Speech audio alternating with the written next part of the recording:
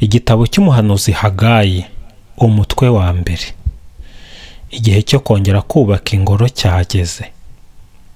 Mu mwaka wa 2 Dariyusi ari ku ngoma, ku munsi wa mbere w'ukwezi kwa 6, ijambo ry'Uhoraho ribwirwa Zorobabeli mwene Sheyalitiyeli umutware wa Yuda na Yozuwe mwene Yehosadaki umuherezabitambo mukuru, barimenyeshejwe na Hagayi umuhanuzi, agira ati Uhoraho umugaba w'ingabo avuze atya: aba bantu baravuga bati, igihe cyo kongera kubaka ingoro y'Uhoraho ntikiragera.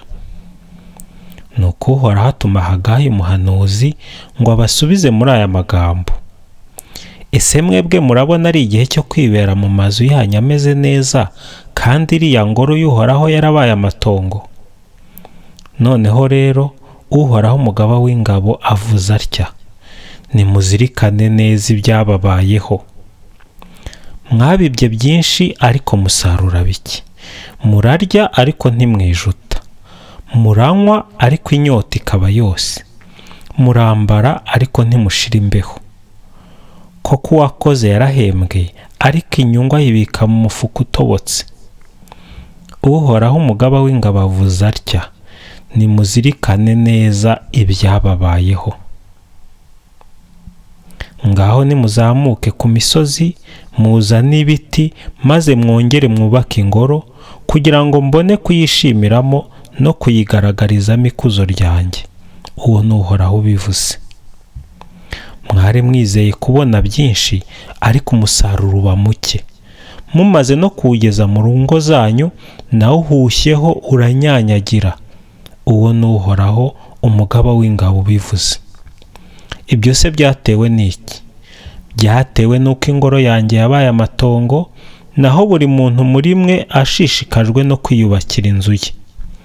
Nicyo cyatumye ijuru ribafungira imvura, n'isi ikabangira kwera imbuto.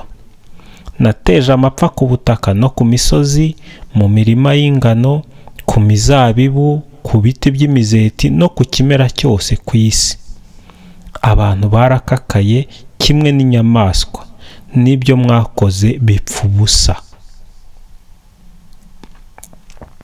Nuko Zorobabeli mwene Sheyalitiyeli na Yozuwe mwene Yehosadaki umuherezabitambo mukuru, hamwe n'abari basigaye bose b'umuryango, bumva ijwi ry'Uhoraho Imana yabo, n'amagambo ya Hagayi umuhanuzi yababwiye akurikije ubutumwa Uhoraho Imana yabo yari yamuhaye, maze rubanda ruhinda umushyitsi imbere y'Uhoraho.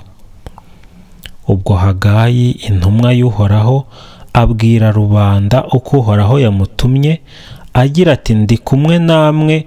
Uwo ni Uhoraho ubivuze. Nuko Uhoraho akangura umutima wa Zorobabeli mwene Sheyalitiyeli umutware wa Yuda, n'uwa Yozuwe mwene Yehosadaki umuherezabitambo mukuru, hamwe n'abasigaye bose b'umuryango, baraza batangira imirimo yo kubaka ingoro y'Uhoraho Imana yabo.